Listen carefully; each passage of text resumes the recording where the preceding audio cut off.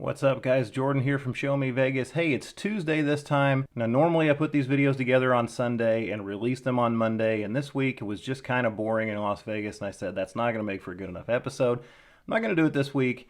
And then Monday rolls around, and suddenly everything hits the fan. Big news in Las Vegas just today, Monday. Two big stories came out today, Monday, December 13th, that I think we just had to talk about. Number one, the Mirage is being sold. Now, we already knew that the Mirage was being sold. The real estate's actually going to Vici Properties. That's an old deal. Well, just today it was announced that Hard Rock International is going to be the buyer for the Mirage. So Hard Rock International is going to take over the operations of the Mirage for $1.075 billion. Now, that is a lot more than anybody was expecting. Back when MGM Resorts announced they were going to sell the operating rights to the building, analysts were saying somewhere in the neighborhood of $500 million would be the going price. This is more than double that, $1.075 billion. To put that in perspective, MGM Resorts just bought the operating rights of the Cosmopolitan. That was for $1.6 billion. Now, the Cosmopolitan is a much nicer, much newer, fully renovated property that commands a much higher room rate than what the Mirage does, so that's not surprising. But what is surprising is that the Mirage itself was able to fetch more than $1 billion. Here's an important thing to note. MGM Resorts is going to retain the name and the branding of the Mirage. They are going to allow Hard Rock International to use it for 3 years at a maximum. And after that, you can bet that the Hard Rock will change the name of the Mirage, I would assume, to Hard Rock Hotel and Casino, Las Vegas, something along those lines. The first article I read about this said something about a guitar-shaped hotel on the Strip, which seemed a little strange to me because Hard Rock is not actually buying the building. The Mirage is going to be owned by a different property owner, and they're just going to be leasing it, so I thought, well, they can't be tearing down the building. Then they released this rendering, and this is super cool.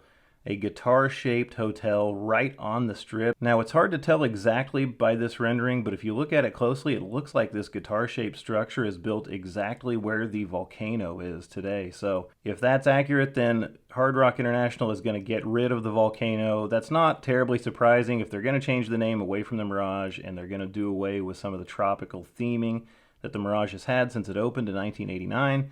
Stands to reason they would get rid of the volcano. I think the volcano is probably pretty expensive to operate and maintain. So now if they do indeed build this additional tower that's shaped like a guitar, it looks like it's going to be more than 30 stories tall. It's taller than the original building.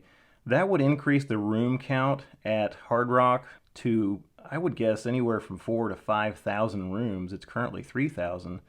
So it would be well in excess of 4,000 or 5,000 rooms, just a massive property. All of this is very interesting, of course, because Hard Rock just recently exited the Las Vegas market when they sold their existing hotel to Virgin Hotels. Now, we always liked the Hard Rock property before, thought it was pretty cool. It was a little bit off strip, but it was only about 25 years old, and it was strange that they exited the market only to come back in this fashion. I guess they wanted to make a bigger splash. This definitely is a bigger splash, so it's going to be interesting. I know a lot of people love the Mirage, and we do too. So it's going to be kind of sad to see the old name, the Mirage, and the volcano go away, but it's also exciting to see this kind of development in what is now a very aging property. The Mirage definitely needs to be remodeled, and you can bet based on this that it's probably going to be whenever Hard Rock takes over. Now, the other big story that came out today, and it's not official yet, the NFL has not stated publicly that this is the case, but reports are that Las Vegas is going to host the Super Bowl in 2024. Now, that's not terribly surprising. It was expected that Allegiant Stadium would host the Super Bowl once it was built and operational. Las Vegas is a perfect place to host the world's biggest football party in the Super Bowl, so it was pretty well expected. Now, this is, again, not official, but reports are out there that 2024 is the date that Las Vegas will host its first Super Bowl. Can you imagine the Super Bowl parties that already take place in Las Vegas? It's going to be the Super Bowl on steroids when the big game itself is actually being played in Las Vegas. Also in the news this week, Adele Mania is taking over the Las Vegas Strip. That's right, the singer is slated to open a residency at the Coliseum at Caesars Palace starting on January 21st, and ticket prices are out of this world. I cannot believe that people are paying this much money, but if you have a look at these screenshots, but as you can see, just for example, Saturday, January 22nd, that would be the second show, Tickets in the 400 section, the very back of the Coliseum, are going on secondary market sites for upwards of $1,450 a piece and up. If you look at the good seats down front, you're going to be lucky to get down in one of the 100s level sections for less than $5,000. Tickets have been popping up on the internet for 20 grand. Absolutely crazy to see a 2-hour show roughly for that amount of money, but people are doing it, and that's the world we live in these days. Speaking of residencies, the Resorts World Theater has officially opened. It opened with Carrie Underwood just recently. Now, initially, Resorts World had announced quite a lineup of residents themselves, including Carrie Underwood, as I mentioned, originally Celine Dion, who eventually canceled hers, Katy Perry, and Luke Bryan, all scheduled to perform at Resorts World's theater. Now, Resorts World could definitely use the business because if you follow the financial news in Las Vegas, you'll know that Resorts World has not been performing well since it opened in June. Their third quarter financials revealed that the occupancy for the third quarter at Resorts World was just 56%. That's not good. It is a new property on the North Strip where there's not much foot traffic. New properties, especially ones without an established brand, generally struggle at first, but 56% is very low. By comparison, the Wynn and Encore for the same quarter had an 83% occupancy. Most are even higher than that. So 56% is pretty bad. Now, it's interesting, in their earnings release, they blamed the mask mandate for some of their troubles, which I'm not saying that the mask mandate has not hurt their business, but they're all playing on the same playing field, and none of the other companies in Las Vegas are blaming masks. As a matter of fact, they don't even mention it in their earnings releases. So it sounds a little bit like Resorts World and their owners, Genting Group, are kind of passing the buck, trying to make things seem a little bit worse in this pandemic world than they are. Now, the low occupancy is not the only thing that is pointing to poor attendance down there at Resorts World. They've already lost one of their restaurants. Marigold is the first restaurant at Resorts World to close its doors. It's closing after just 5 months of operation. An article I read about the closing said it's unclear why Marigold closed so soon after its debut.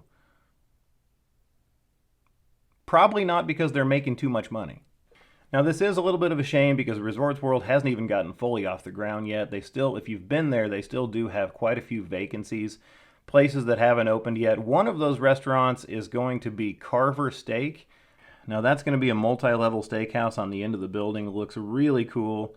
When we were there in June, it was all still walled off, but they had the proposed opening date. Now we know that Carver Steak is going to open on December 30th. Hopefully that'll breathe a little bit of new life into Resorts World, which could clearly use it at this moment. Finally, here's one for all of you who ask, just how cold is it in Las Vegas in the wintertime? So many people say that it gets really cold in Las Vegas in the wintertime, and I say those people must live in the South because it gets chilly. It doesn't get cold. Case in point, McCarran Airport just recorded its first freezing temperature in 674 days. That's right, for all the people who say it gets really cold in Las Vegas, consider this: on the Strip, it hasn't been below freezing in almost 2 years until just the other day. Chilly, yes. Cold, no. Hey, speaking of McCarran, this is the last time you're going to hear that name associated with McCarran Airport because today, Tuesday, the name of the airport in Las Vegas officially becomes Reid International Airport. That was announced some time back, but it takes a little while for name changes to take place, especially on major airports such as this.